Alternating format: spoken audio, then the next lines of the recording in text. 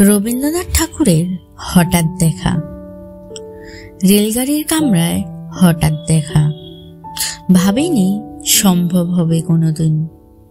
আগে ওকে বারবার দেখেছি, লাল রঙের শাড়িতে, ডালিম ফুলের মতো রাঙা।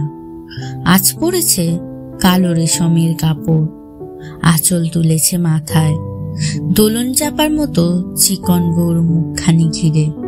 মনে হলো কালো রঙে একটা গভীর দূরত্ব ঘনিয়ে নিয়েছে নিজের চারিদিকে, যে দূরত্ব সর্ষে ক্ষেতের শেষ সীমানায় শাল বনের নীলাঞ্জনী।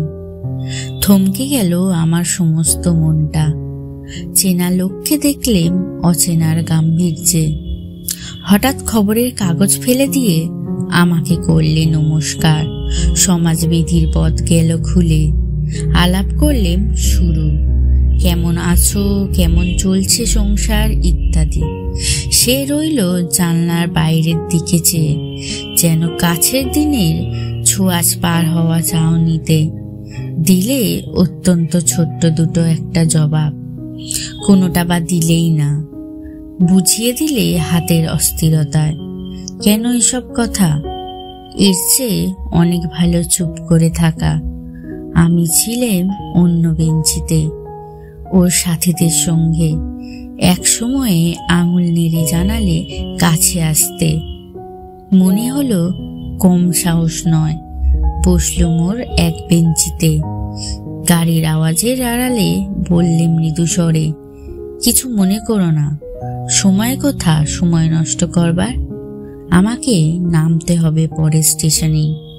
দূরে যাবে তুমি, দেখা হবে না আর কোনোদিনই।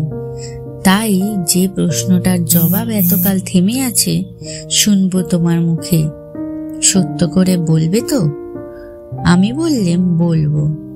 বাইরের আকাশের দিকে তাকিয়েই শুধলো, আমাদের গেছে যেদিন একেবারেই কি গেছে, কিছুই কি নেই বাকি। একটুকু রইলেম চুপ করে। তারপর বললেম, রাতের সব তারারাই আছে দিনের আলোর গভীরে। খটকা লাগলো, কি জানি বানিয়ে বললেম নাকি। ও বললে, থাক এখন যাও ওদিকে। সবাই নেমে গেল পরের স্টেশনে। আমি চললেম একা।